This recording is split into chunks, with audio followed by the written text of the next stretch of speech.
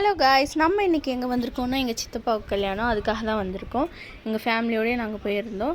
இப்போ ஃபஸ்ட்டு எடுத்தோடனே பொண்ணுக்கும் மாப்பிள்ளைக்கும் நிச்சயதார்த்தம் பண்ண போகிறாங்க. அங்கே பாருங்கள், ஸ்டேஜில் எல்லோரும் உட்காந்துருக்காங்க, 2 சைடுமே உட்காந்துருக்காங்க. நிச்சயதார்த்தம் பண்ணிவிட்டு பொண்ணு வீட்டுக்காரங்களை ஒரு ஆளாக கூப்பிட்டு சம்மந்தம் இல்லையான்னு கேட்டுட்டு இருந்தாங்க.